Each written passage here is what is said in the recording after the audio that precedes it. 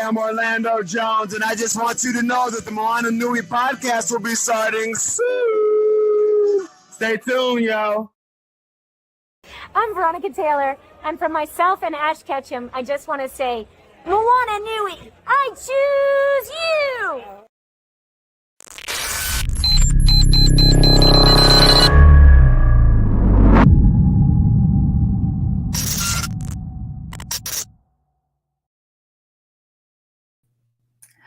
Aloha mai kako, everyone. Welcome to the Moana Nui Podcast.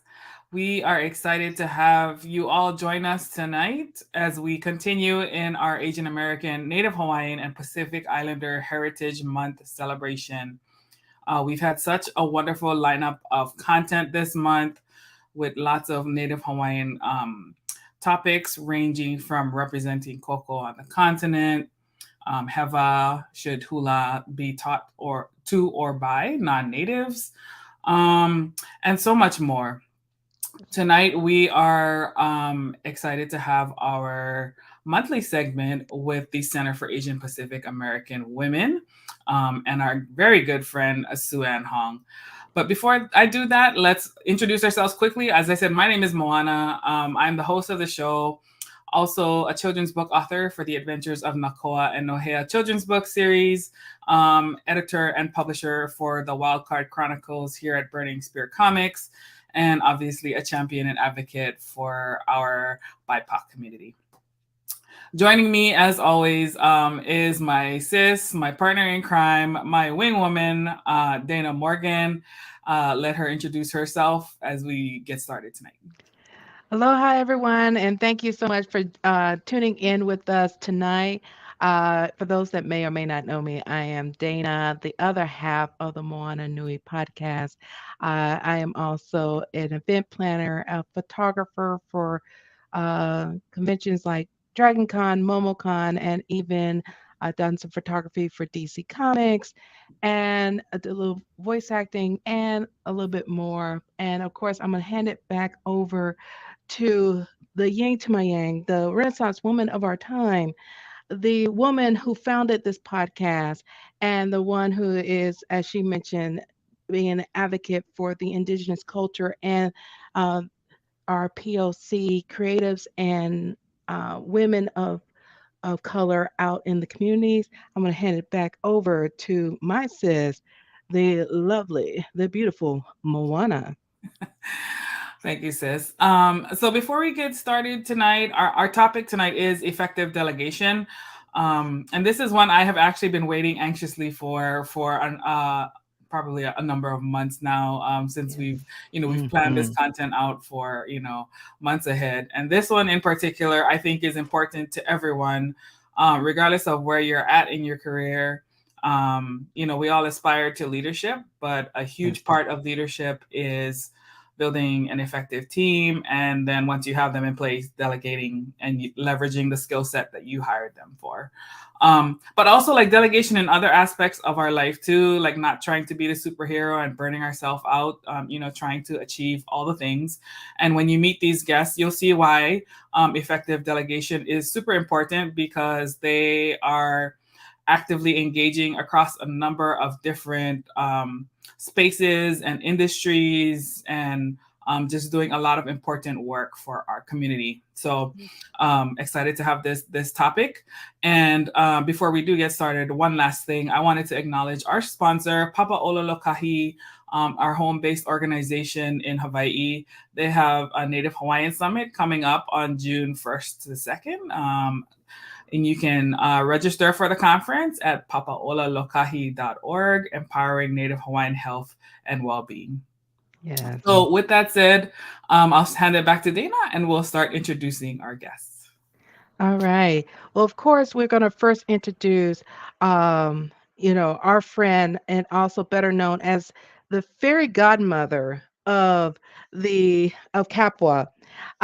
If you missed that episode last month, she was bestowed a art piece from one of our friends within the community to bestow her her crown and joy of being the fairy godmother of blessing so many people with building their careers, and so much more. And she's going to do that with you all through this podcast. So we're going to bring forth Sue Ann Hong, who's going to facilitate this lovely, lovely panel. Hello, Sue Ann. Hello, everyone. It's great to be here again. And it's so funny that you call me fairy godmother, because that's what my Shiro cohort calls me. But it just makes me laugh every time you guys say that. So, well, you are. You are a fairy godmother.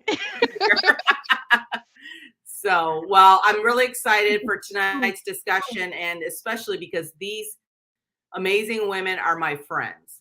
And I have a tremendous amount of respect for them. So I think it's going to be a very, very great conversation, but also meaningful. So I'm looking forward to it.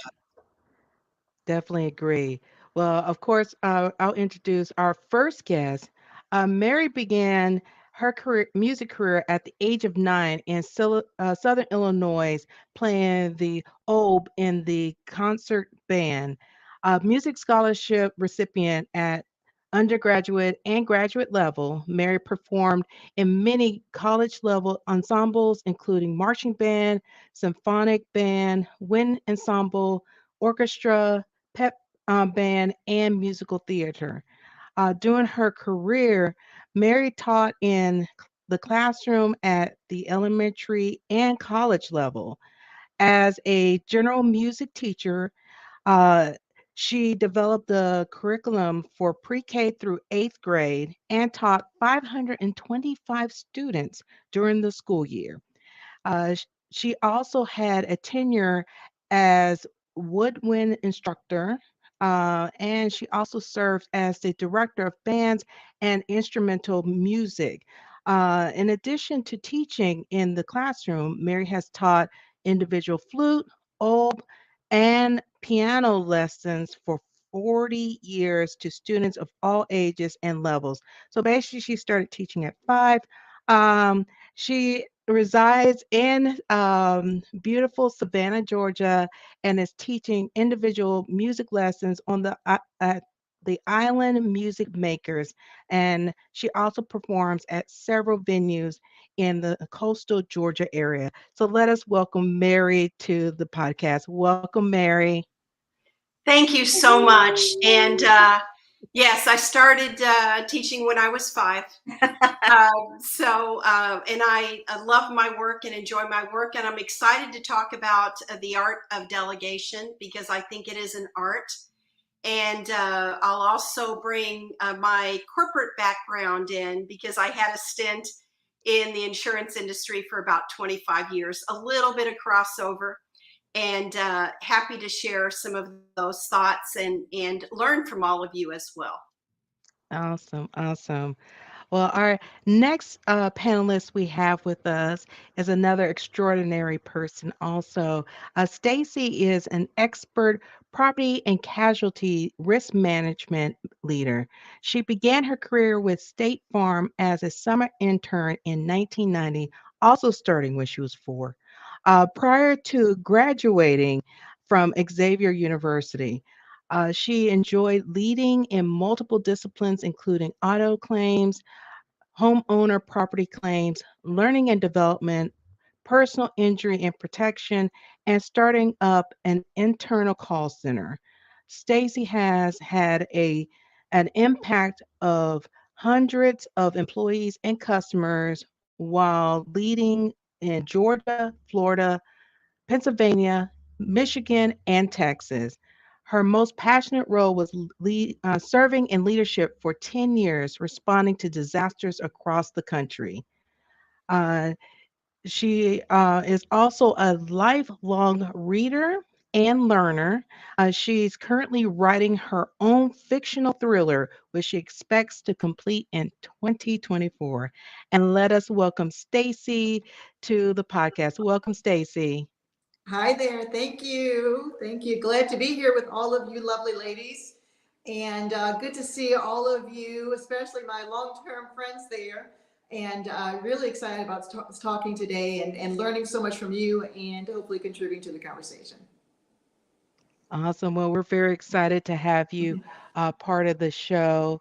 And unfortunately, I am still trying to get Susie's bio, but I am going to wing it a little. And I'm going to do a little a Google search, which I happened to find when I did a Google search. Susie was featured in Forbes. So I'm going to read what Forbes wrote about her. uh, in 2015, Susie co-founded her nonprofit focused on cultural preservation, economic impact, and well-being for Pacific Islanders. The organization partners with the Pacific Island Business Alliance to support business owners and entrepreneurs in Utah. Um, Her organization launched the Pacific Island Film Festival, the National Pacific Island Violence Prevention Conference, and other events in the Utah community. And her bio just came in. All right, perfect timing. So I'll definitely say look up that Forbes article that she happened to be featured in. But she is the CEO of Pacific Island Knowledge to Action Resources, an 8-year-old community powered 501c3 nonprofit based in Salt Lake City, Utah, and the executive director. Uh, Also. And along with that, she has had a long time work began with her life experience of being an ex-felon, a survivor of domestic violence and sexual assault with with mental illness. Susie is centered in championing and empowering the most vulnerable, the under-resourced in the communities through determination, turning challenges into strengths as she has done. She is a serial social enterpriser and wearing many hats. She is a proud community health worker and certified peer support specialist. She is a community builder, a mentor, a connector, and a maximize her building value and confidence in others that self lift with the help from an amazing staff and partners providing cultural relevant education, resources, support, and opportunities for self empowerment. And let's welcome our other powerful and amazing panelist, Susie. Welcome, Susie. So happy. I'm so happy. So welcome everyone, and thank you, Dana, for the introductions. This is a very special, like I said, segment for me because these are friends of mine, and at the same time, I trust that, when they share, they're authentic leaders, and you'll see that, as well as the fact that they keep things real. So that's what I appreciate. And so let me, Mary and Stacy and I met through State Farm Insurance Companies initially. And we had the opportunity to grow up with leaders as department heads. And so we've had a lot of interactions, but we've had different lines of business that we were supporting.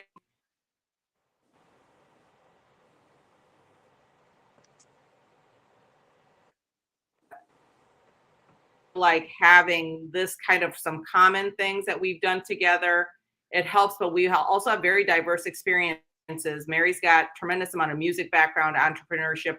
Stacy's got all kinds of interests as well. Susie is a force. That's all I can say. Susie is an incredible force in the PI community, in the Asian community. She's actually here with me in DC. We were with the National Asian Chamber this week at the Business Summit, and we've been meeting with congressmen and having some opportunity to share the challenges of Asian Americans, Pacific Islanders, and Native Hawaiians. So I think that the diversity of conversation will be very helpful. So let me just start off with Susie. Susie, will you share just about a little bit more about your family history, your background? Sure. I was born in the Kingdom of Tonga, and adopted to a white American family when I was 3 years old that actually worked in Tonga as well. And then moved to New Zealand and moved back to Utah when I was about 12 years old. And then went to college in Northern California. And really, my corporate background has been in travel, and worked for Expedia, worked for some large travel companies. But I've always been, I think, in Pacific Islanders and our DNA is always looking for something to do to help your community. So for years, I'd always volunteer in different organizations, and started this organization when I moved to Utah 10 years ago. It's about a 8-year-old organization right now. But was looking, I could see that my own ethnic community, I'd been working in many other ethnic communities, but not in my own, and realized Utah has the highest per capita Pacific Islanders in the continental United States. I'd never worked or lived in an area that had so many Pacific Islanders, but I could see that my community was suffering from needed resources, and I felt like it was something that I could provide and organize, and that's why we started PICTAR. Thank you. I love the fact that you saw an issue, you saw problems, or the fact that people needed help, and you just said, I'm going to start this. I'm going to do something. So thank you for that and being such a champion of your community. Mary Dahlin, can you share about your background? Sure, Sue Ann. Thank you. Well, I was born in the Midwest. I'm a Midwest kid. I was born in Indiana, and we moved to Southern Illinois when I was 4. I think what's unique about my situation is I was raised with 5 brothers. Hungarian on my dad's side, very strong Hungarian with his parents who were immigrants. So my dad is a first generation and I'm second generation. I don't meet a lot of folks who are second generation my age. French and Irish on my mother's side. But what's unique is my dad had 7 brothers and sisters. And with the exception of one, us, because we moved to Illinois, they all lived on the same block, next to each other, across from each other in Terre Haute, Indiana, on 24th Street. And the Hungarian Hall was at the end. And the traditions were, we made the trips back about 2.5 hours even after we moved, for weddings, funerals, anniversaries, birthdays. It was really, really a sense of community. And I spent all of my summers in Indiana all the way through high school, which was kind of different, going back and forth. But most recently, I just did a count on how many times I've moved, because I like change, and I like to get into an area and make an impact and then get out. And so moving to Savannah was my 36th move. And I have lived in 12 different states, in mostly urban areas, a few rural areas. But I have just loved the journey and love the diversity of, all of these moves and learning all the different cultures in the cities where I've lived. Thank you. Thank you, Mary. And I can tell you, she lives change. So I witnessed it. I know it. I've seen it. So Stacy Harmon, tell us about you. Well, I tell you what, Mary, you've lived a lot more places than I have. And I thought I lived in a lot. I am originally from New Orleans, Louisiana, born and raised. And probably most of what you've heard about New Orleans is true. Is a great place to be from, but grew up and very focused in on family, on fun, on having a great time, but most of all, focusing in on making sure that we were always together as a family. We had a small family, at least my immediate family, just my sister and I, my parents. And my parents were very in tune to the importance of education. And so I am a 3rd generation graduate of Xavier University of New Orleans. Both of my parents went there and graduated from there. They actually met there. And then my maternal grandmother actually graduated from Xavier as well. So very grounded in education and grounded in education in New Orleans. But of course, you can't live there and not have a good time. And so for our traditions, there was no holiday that went by where we didn't have a huge feast, a true Creole feast, where I was responsible for probably the least, which was the pralines, making the pralines. And my father was responsible for making the gumbo, which has now moved forward to the tradition is that now with my brother-in-law, he's responsible for that, for the gumbo. But always a fried turkey, without a doubt. And it was a celebration just about any time you can imagine. And so truly when you hear the saying, les habitants, I'm messing it up, let the good times roll. It is very true. That is something that we take hold of. And I'll tell you one more thing that's kind of funny, just to show you the spirit of celebration. I'll never forget one Christmas when we were very young, we got a snowflock tree. And the snowflock tree was very full, very alive by the time the holidays were over. So we just kept it up. And we kept it up and kept it up and kept it up for years. Never took it down. And so people would come over for Mardi Gras, Merry Christmas. People would come over, it's Easter, Merry Christmas. Until finally, after about 5 years, we finally had to take that thing down, but it never gave up. Oh my God. Exactly. It's a childhood memory. I attempted last year to keep it up, keep the tree up. It was such a pain, but that's awesome. That's an awesome story. So let me ask you, for each of you, what made you want to be in leadership? Kind of what was the calling, and kind of when did you know? So Susie, when did you know, and what caused you to I saw the question and I thought to myself, I don't think that I ever wanted to be a leader. It wasn't something that I set out to be. I think in the corporate world, I wasn't very assertive in pushing that envelope. But what happened was I was really good at what I did, and I could rally people around me. And I think that was the important piece of being I guess I'm a gatherer. And so I could talk people into like why we should do this and why this isn't fair and who should we go talk to and how do we fix this to be more efficient. So I never saw myself as a leader, but more of a problem solver and trying to make my job easier and being more efficient so I could be a better employee. But then what happened was people said, oh, I think we should promote you. You should be here, And so I really honestly have never set out to be a leader. Even as a serial entrepreneur, the reason that I started companies were that the people that I worked with, I felt like they didn't know how to do it very well. And so I would just start a company myself and do it the way I felt like it needed to be done and have been successful at that. So yeah, I didn't start out, I would never say, even to today, it's very hard for me to put that leadership hat on because I feel like I'm just one piece of the puzzle and that there's a big team that works together to make things happen. And I'll take the credit for my little piece of the puzzle, but it takes a team of people to make it actually work. Well, as the executive director, though, you are at the helm.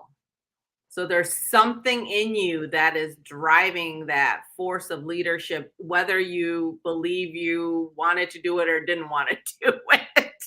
So I just was wondering if you knew what it was. So. I mean, I think for me, always in, every corporate job I've had, they'd always call me, what's some lady that was an activist? They used to always, and I didn't grow up in this country. So like, you're like this lady. If there was a problem, people knew in the office where to go, right? And I've never been afraid to say like, hey, this is why you should help us and listen to us as employees. And I think that probably has been a skill set of mine, that I was always looking at the underdog, how can we be better? But also could bring it to leadership to say, this is why we should, and we will be more effective, and this is how it'll affect the business, the bottom line, and could figure out the connection between what we wanted to do and what the company wanted to do. I like that. Basically, you're creating that dotted line, creating the vision, and then how to execute. Yeah. is what I'm hearing. Okay, great. Thank you for sharing. Mary, what about you? Well, I am going to agree with Susie in that I did not set out to be a leader when I went to work in business, leaving the performance world of orchestras. I set out to be an agent, although agents are leaders, small teams and leading in the community. But it was a leader in my office at State Farm, a section manager, who approached me and said, "We see this in you. We would like for you to interview for these 2 leadership positions." And after I started my first stint as a first line leader, after that, I did want to move up in higher levels of leadership. And my main driver was I saw the opportunity to really develop people, identify what their strengths were, and utilize those strengths and watch them excel.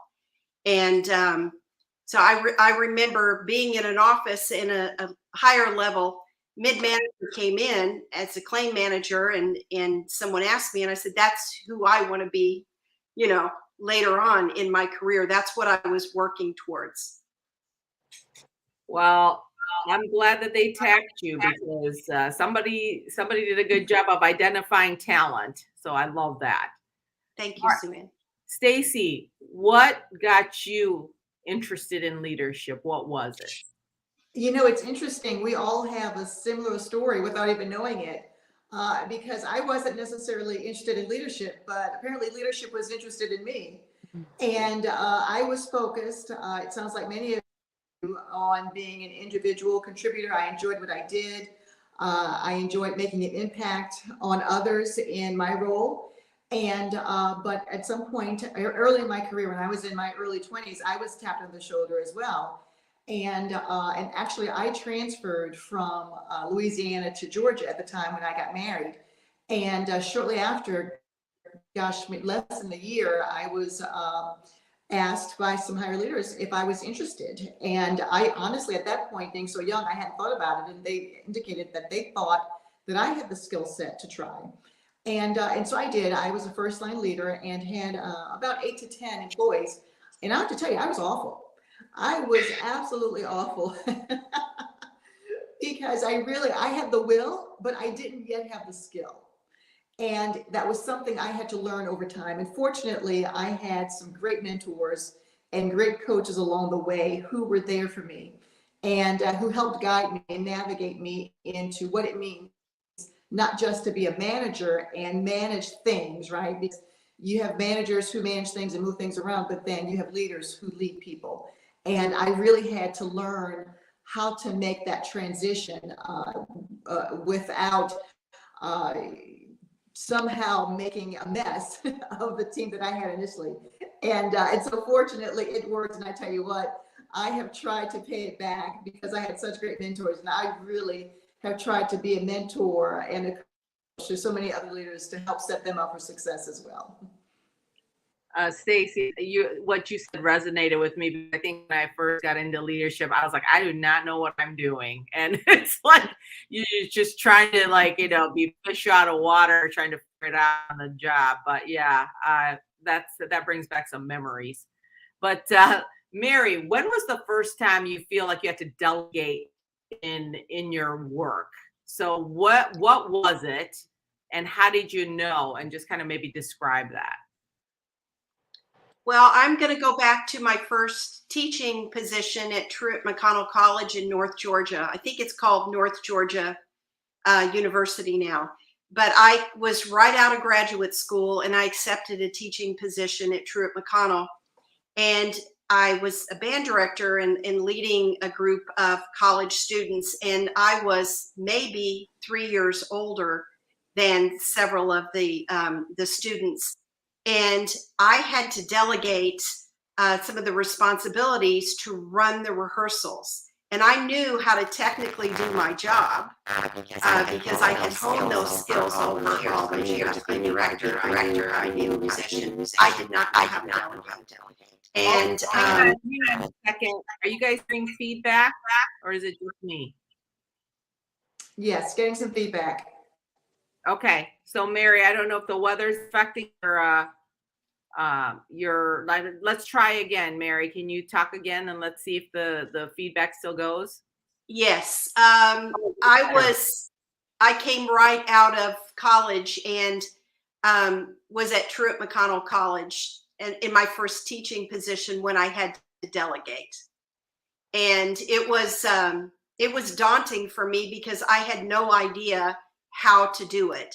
But I started delegating the setup of the rehearsals, the breakdown of the rehearsals, some of the part assignments. And I quickly learned I had to have a process in place. I had to have accountability to make sure that things got done. And I learned a lot in that very short period of time that helped me later on in my career when I was in corporate America. Yeah, that first time's always the difficult. Stacy, what about you? What do you remember as the first time? Well, and I'm going to warn you, I think my connection may be a little out of sorts right now in case I freeze up a minute here. But yes, so it was early in my career, of course. After sort of becoming a little bit of a better leader and learning more, I realized I couldn't do it all. And I think when you're inexperienced, you try to do it all. You try to throw all those balls in the air and juggle all those balls, and you realize pretty quickly that you can't do that. And so at some point I had to realize really two pieces. I wanted to delegate, one, because I couldn't do it all and I needed to create a cohesive team, a cohesive unit where others could pick up. But then also something that I think is more important is that I had to, as a leader, as part of my responsibility, to help give stretch assignments to my employees and to help identify people who could use additional opportunities to showcase some of their skills and be in the spotlight. And that's something that takes a little bit of time. And so as I got a little bit more wise, as you could say, in my career as a leader, that's the piece that I really focused in on, about me and getting assistance, although we know that's certainly important and actually critical as a leader is divvying up some of that work. But it was really about who can I help shine and move on? What are my employees' goals? What are their desires? What are they interested in? And tap into some of those skills. And so that's where I went to different types of opportunities, where some of it was certainly project work with training, lots of different areas, but really tapping into how do I get people up in front where they need to be, in front of the people who could see them and appreciate the skills that they had. So I love the fact that you're using the delegation as a development opportunity and pushing your people to maybe higher levels of, performance and developing their skills. So that's a great way to do that. What about you, Susie? Do you remember when you had to first delegate? Yeah, well, I was going to say I had a really good mentor, and I thought that in my first years of leadership, that meant that I had to do everything. And so I was always running around, running myself ragged, trying to do everything to try to prove myself. And my mentor said to me, Susie, being a leader is not you doing everything. It is overseeing that everything is getting done and giving your team members opportunities where they fit so that they can grow as well. And that your job, my job, she said to me, was to be looking for the person that was going to take my position. And that I should be always grooming and delegating to the people that are wanting to move forward, because if they are taking my position, that means I've moved to a different position. And so that was really good advice for me. I think with my very first true leadership role that I had was sound advice. Well, you're saying something very important, because you may pigeonhole yourself in being the only expert, and all of a sudden you're too, quote, valuable to move out, right? You can do the job. Oh, Badge. We're getting Zoom bombed by Badge. So one of the things that I was curious about is, creating that followership. Let's say that you're delegating and you're doing the work, but how do you hold people accountable? How do you get people to commit in doing the things that they are, assigned? Or how do you do that? And what are some specific examples that you can share? So I'll start with Stacy on this one. Mhm. So that's a big question, Suzanne. That's a lot to unpack right in that. But I tell you, one of the things that stick out were a couple of things. One is a big piece is trust and teamwork. You've got to have a good team around you, people that you trust and who trust you, to make sure that you are delegating effectively for them, not just for you, as we talked about before, but also to set them up, right, for success.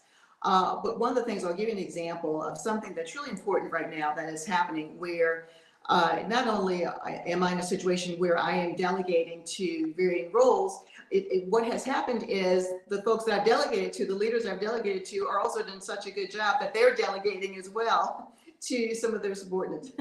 And just to give you an idea, I've got about 80 people in my area, and then we've got so many more just in the state of Georgia. And we're doing a lot of hiring, which is a fantastic thing, but also a very scary thing at the same time, because probably about 1/3 of my workforce is new to role, meaning less than a year and often in training. And while my organization does a fantastic job with training, we've got a fantastic path to proficiency, the learning never stops. And so what we have done is, once employees come and they're brand new and they've got so much to learn, right? And they're all go-getters. But once they come, what we really recognized was we have to figure out a way to continue that true learning once they hit the ground. And so my peer and I really built a framework of training and recognized we need to identify leaders to take this framework and build it up so that we can continue that training and make it week over week to bring in for our new employees. So we tapped 2 of our leaders who are, of course, very strong in training, but also very skilled and knowledgeable, but also we wanted to bring some attention to them. Maybe some folks who weren't exactly the stars that were always being highlighted. And so this was a good opportunity to make that happen. So really tapping into their skill set and giving some light to them as well. And we set it up, gave them a framework. And here's the cool thing about this, and what we recognized for them was we didn't have to build it out for them. We asked them to build it. They came back and very easily set something up that was realistic, that was manageable, that we could monitor. And once it started going, it was so successful that when they brought in talent to actually go through this process and train, really what we found is more people want to collaborate, more leaders want to be a part of it, because people like to be a part of something big. It was successful. And the team really rallied around it. And right now it is just something that we continuously go to week over week to help build up the skill set of our newer folks coming in. So it's a great opportunity. It really is accomplishing a lot of different things at the same time, and pretty fun to watch how the team has really come together to make this happen. I love that example, because you're talking about employee engagement and putting some light on those who are not always so obvious. I love that. And then it's not the same people constantly, and you're getting results. Right. You're getting results. So that's huge. Mm-hmm. And I'm sure the team has a lot of buy-in because it was built by the very people who know the work. Exactly. And you're exactly right, because so you got a lot of buy-in by the leadership team because this is benefiting their employees. And then you've got a lot of buy-in by the individual contributors, some of the employees who are doing such a good job and really showcasing their skill sets as well, and getting them to know that they're a part of something even bigger. So it's a big win all around. It really is. I love it. I love it. Susie, how about you? What is a good example that where you've, delegated, you've held people accountable? Like, what are those results? I would say that just my own management style is that I believe if you take care of your staff, they'll take care of the business. If you listen to them, they're the ones closest working to the work. They're the experts at this, and my job is to support them. And so I have really good relationships with the people that work for me directly. It's a holistic type of work.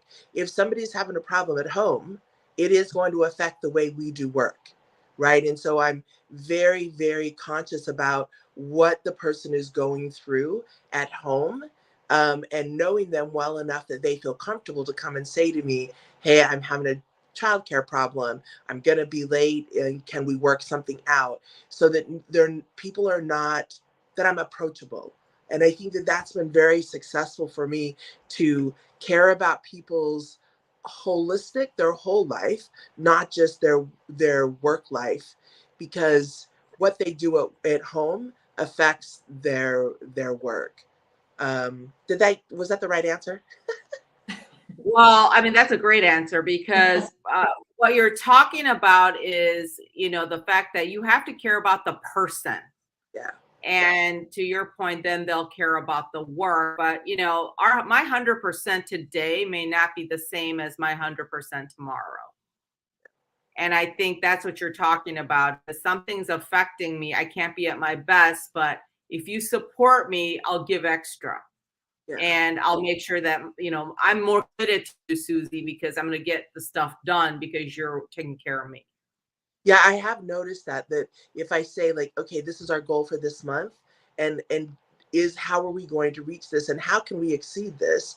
And it seems to, everyone goes up above and beyond, because I've gone above and beyond to help others in whatever way that I've been able to do it. But I think it's really, really important that as senior managers and the people that we oversee, that we care about them as a whole person, and not just the employee that makes money for us. And good companies have figured that out. Is that being a good manager of people can make the difference on the bottom line. Absolutely. Absolutely. Mary, what are your thoughts around accountability?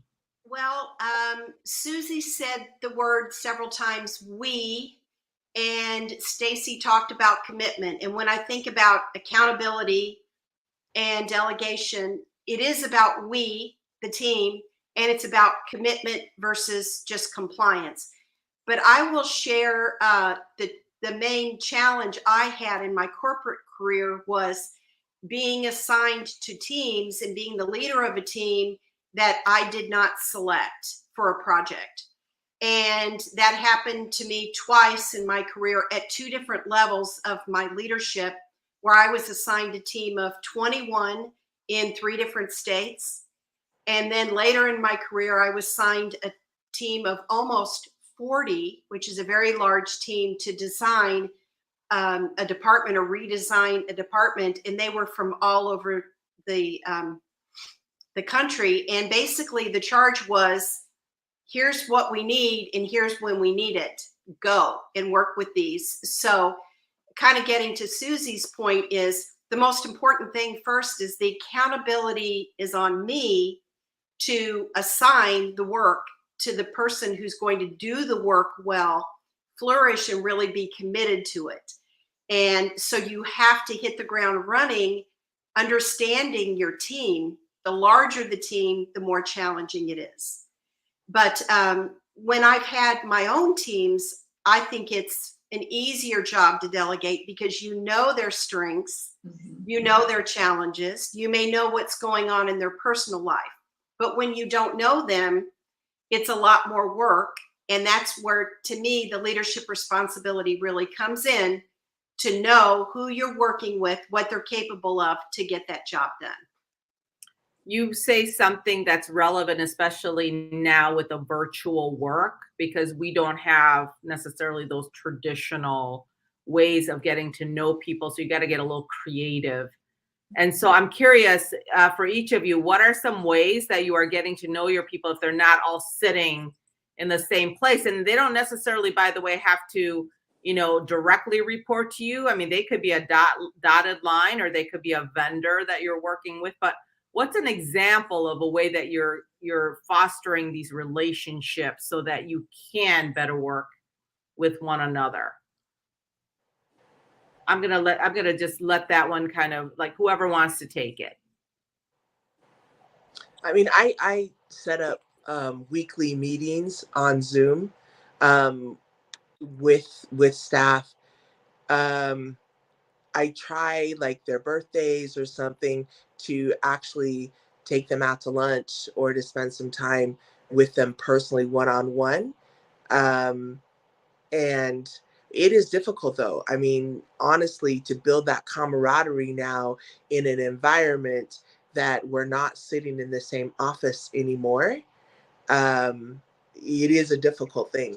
But I try to do the one-on-ones. We do a lot more company-oriented things together, activities to build that camaraderie, bowling night or something, because without that camaraderie that we used to have by working in the same office, teamwork is, I think, harder to do.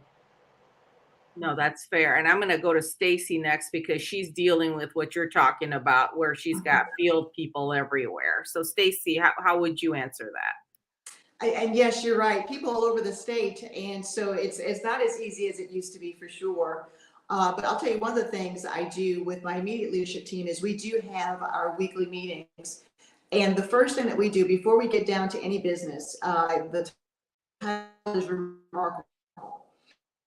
And so the conversation is, and they know they're ready for it every time. I want to hear something remarkable from them about somebody else. What did somebody else do that you found remarkable? And that person could be one of their own employees. It could be one of their peers. It can be me. It can be my assistant, whoever it is. And so their first responsibility is to tell me something good, right? Let's bring some goodness into the conversation. And then I do the same thing. I tell them something about, usually it's one of them, something that happened that week. So we all start off our conversations feeling good on the right note and learning something that perhaps we didn't know that took place. So that's one of the things I do. But I also try, I arbitrarily just pick up the phone and, well, I say pick up the phone. It's not even picking up the phone, right? It's on the laptop. I go in and I call my employees and we do a video call.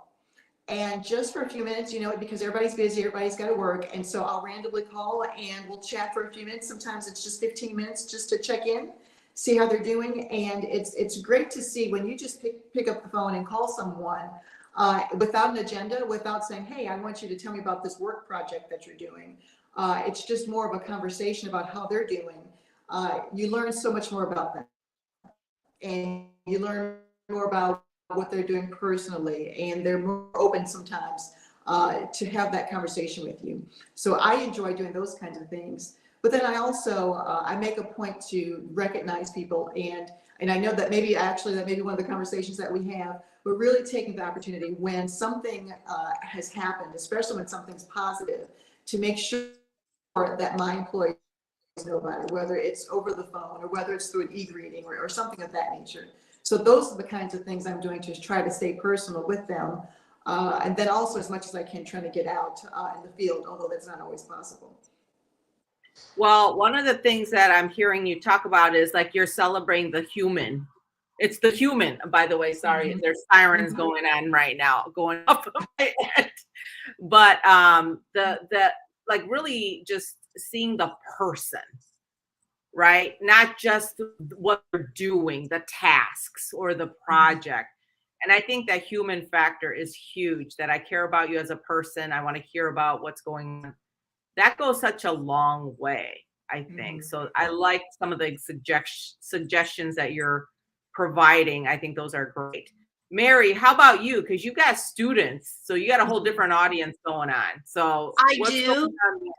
I do not have any direct reports currently, but I am putting a group together, an informal team that I've been working with for the last year of building out a vision that I have for a community music school on Wilmington Island. And so I've identified who I want to bring to the table and work together, in this team to build out this vision. And I learned more about communication in my corporate career than I did in all the years of course, being a musician, because you just pick up an instrument and you play. That's how you communicate. But I communicate more now than I have in my entire life. And it is phone calls, it's video chats, it's going out to lunch. I also have note cards, and I send, very slow snail mail, because all of our mail here goes through Jacksonville before it even comes back locally. But, I send those love you notes, those check-ins. And I'm also big on small gifts. I think it means a lot. It doesn't have to be anything big, and it doesn't have to be for a birthday or an anniversary. It's just, I appreciate who you are, what you bring to the table. And it could be something just very small, but it's just a way of, building that team. So the students, that's a completely different thing, because their parents are my customers. So, it's constant communication. I couldn't even tell you how many words in a day, but it's all good. I love that. So I know that we're already at 9:24, believe it or not, but I'm curious, when somebody doesn't do what they're supposed to be doing, how do you deal with that? Give us an example. So Susie, how would you deal with, or how would you communicate, or what would you do if somebody didn't do what they needed to do? I wanted to share something, I think, before we move it, if this is okay, that I was going to say there is a difference between working in nonprofit work and in corporate America, right? And I just wanted to share a story of something that happened to me that made me understand this well. So I had a young lady that I had given her some assignments, and she said to me, "Oh, can we meet at the library?" I said, "Sure, yeah, not a problem." So we meet at the library, and I said to her, "So why are we meeting at the library?" And she says to me, "Oh, I don't have a laptop and I don't have internet at home or a printer. And so I have to come to the library and I have to pay for the printing." I was like, "What? You don't have so I had to learn in nonprofit world to make sure that people have the tools before I can delegate to somebody, is to make sure." And I felt terrible. This was a young lady that was struggling to get an assignment done that I'd asked her to do. She never once said, "I don't have a laptop. I don't have internet or a printer at home or internet." She did everything out of the library. So she asked me. So that was a very valuable lesson for me, because in corporate America, there is an assumption that everybody has the tools that they need, right? And I switched over to nonprofit, and I was still under the assumption. And I felt terrible when this young lady told me. I said, "Well, so note to self was, in nonprofit world, is, Susie, before you delegate, you have to make sure that people have, number one, the tools to do that job, and you have to make sure that they have the understanding to do the job." And that's something that I've learned from moving from corporate America to nonprofit, is that I always made an assumption that everybody knows how to write an email, that everybody knows how to look at a spreadsheet, right? But in the nonprofit world, when you work with underserved communities, that is not always the case. And I had a wide, an easy awakening with this when I felt terrible that this young lady had been spending her own money. She'd been trying to do everything on her phone, couldn't print. Wow. And wow, that was an epiphany for me that taught me to make sure that my staff have the tools that they need, both physically, and that they have the education. And I couldn't make any assumptions in that people knew how to write an email, that they knew how to do a spreadsheet, that they knew all the things that in corporate America that we would hire somebody with those skills already. So I just wanted to share that before moving to the next thing, is when there's accountability. I'm grateful for the type of leadership that I do share, is that every person that I have let go knows that they were going to get let go, right? It was very clear that if they did not do these things, that they were going to be let go, and gave them every opportunity and help that I could to make sure that they were able to achieve. But at the end of the day, when they couldn't achieve it, 9 times out of 10, they were telling me really sorry that they didn't do this, and that they understood. So I think building those relationships with people really helps on the back end. If you have to let somebody go, is that there is already a mutual understanding. If you've laid that out for people, the accountability, and that if you don't do these things, this is what's going to happen. So when that day comes, there is no surprises there for Love anybody. that. Yeah, that should not be a surprise, to your point, if Yeah. you're communicating all along and setting expectations. That's great. All right, what about Mary? I would say having the advantage actually of working for large corporations, and I worked for 4 different large corporations in my insurance career. We had structure around setting expectations, following up, midterm check-in, and then holding folks accountable. We also had support in every role I had in corporate America with human resources to help you if you needed some communication guidance on, or, how are you going to handle this situation? So I would say from in that corporate world environment, the challenge for me was rarely my direct reports because of that structure, but it would be on projects. When those folks did not report to you, how are you going to have that conversation? And I would say the most important thing is just seek to understand, to be very direct with, this is where we are, and seek to understand. And one thing I had to learn early in my career is move on. Just move on quickly, let go. This is the mistake. We're in a reset, and move on. And I think when you're inexperienced, at least I was early in my career, you have a tendency to hang on a little bit too long. Great advice. That is very true. That is very true. Stacy, what about you? I'll say that when I'm looking at tactical pieces and looking at projects and actually works and deadlines, I follow through on message, model, and monitor. And a big piece looking at mistakes is when you monitor, you sometimes are able to catch the big mistakes and make them smaller mistakes. And so monitoring really the check-in, whether it's checking in, whatever the schedule is it weekly, is it monthly, is it quarterly, just depending on how big this project is, so that we can eliminate some of those mistakes that will likely creep in. And so I found some success with that. But the key piece is trying to do that, determine that there are mistakes. How do we identify them and make sure we don't again, that they don't creep into the next project?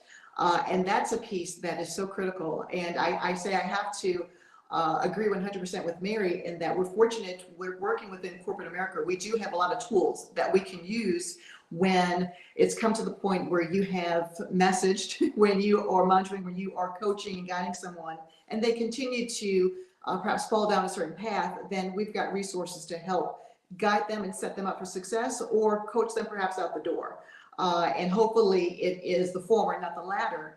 But it is absolutely critical to have those checks and balances in place. If you've got some type of project, you've got something that you have in the works, you've got to make sure that your people are on point as much as possible. I love you guys. These are so many lessons here. Before it's already a couple minutes past the time, but I do want to give each of you a quick second to just talk about one piece of advice. When you talk about effective delegation, what's one piece of advice you would leave our audience with, starting with Stacy? I'd say know the why. Why are you delegating? I think is pretty important. Are you delegating because you need to accomplish something and get it off your plate, and you can just simply give it to someone who's got the skill set, or are you trying to develop someone else? So I'd say the why is pretty important when you're thinking about how you're going to move that work. Absolutely. Mary? I would say when you make the decision to delegate, so hopefully it's your decision, you've made the decision to share. You share in the process, share in the results, and you need to be fully prepared with everything that is encompasses when you're sharing. Absolutely. Susie? Making sure that people have the tools, both physically and skill-wise, before you delegate, so that you're setting people up to succeed and not to fail. Absolutely. And I'm going to say check in and make sure that you're helping to remove any obstacles. If there, sometimes, the person's trying to get the job done and they have obstacles, and maybe it's your job to remove it.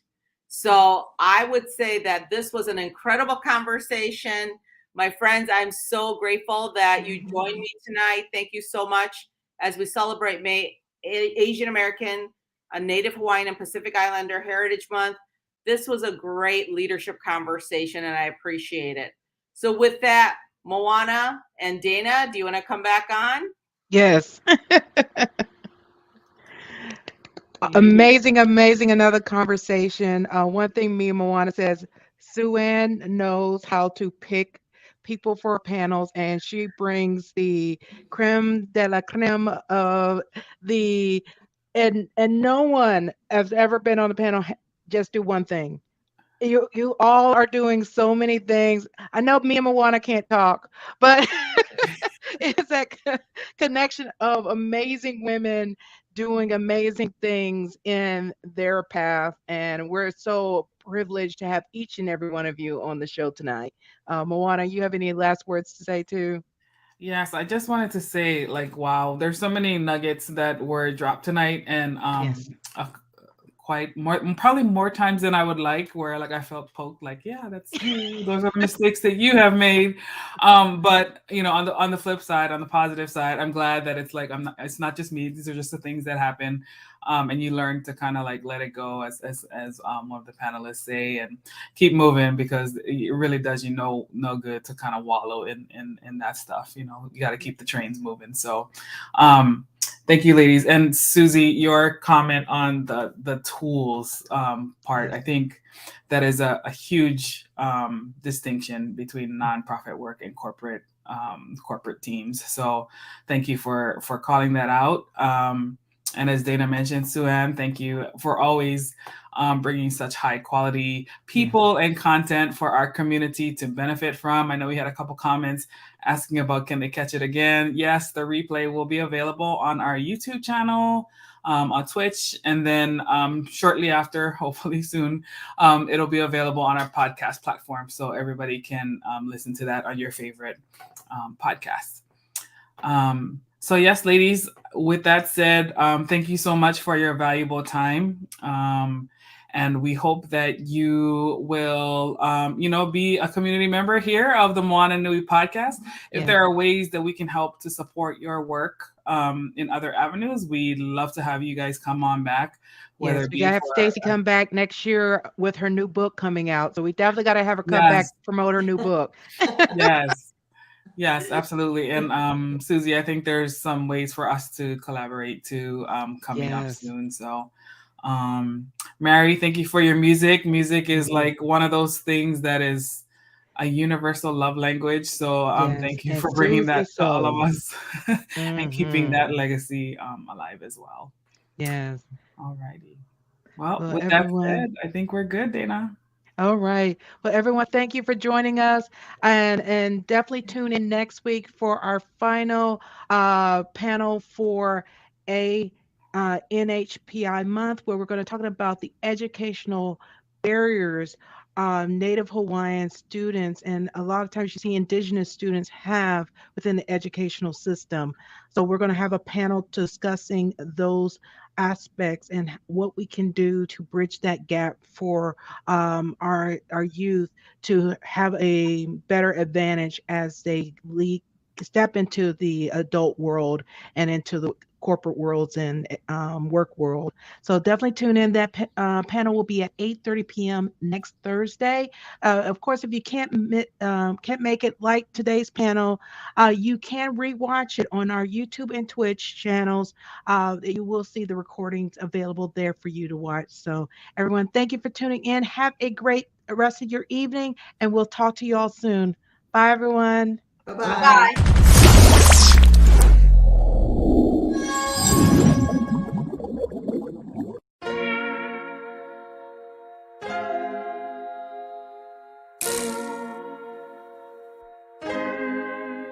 So many stories left to tell, even if we have to ourselves. Can't keep history on the shelf. If we won't tell it, we will. If this the land of the free, it was a freedom then, when they annexed Hawaii and called it Cedar Lands, without any type of payment and no signing off. Called themselves the Republic in 1894. 1.2 million acres overtaken from the native Hawaiians. When they resisted, the West retaliated in violence and erasure. The Hawaiian language is banned as part of colonialism's plan to expand, yeah. Stuck between a rock and a hard place. Multiple bombings of Kaho'olawe as a part of their ongoing war with Asia. Used it as a place for target practice. No consent or compensation. Colonizers call for annexation. No work out for all the locals. School will never let you know. So many stories left to tell, even if we have to ourselves. Can't keep history on the shelf. If we won't tell it, we will. Too many stories left to tell, even if we have to ourselves. Can't keep history on the shelf. If we won't tell it, we will. We will. So if you put Hawaii into perspective, well, Black and Asian history is interconnected. Considering the fight with the Pacific, then of course, versus Asia, they was treated as a middleman for war, but didn't let the Western colorism run its course, cause dark skin was a sign of dignity to core. The land was taken in the name of capitalism, when prior to it was an actual kingdom. Clap back at the system. Stuck between a rock and a hard place. Multiple bombings of Kaho'olawe as a part of their ongoing war with Asia. Used it as a place for target practice. No consent or compensation. Colonizers call for annexation.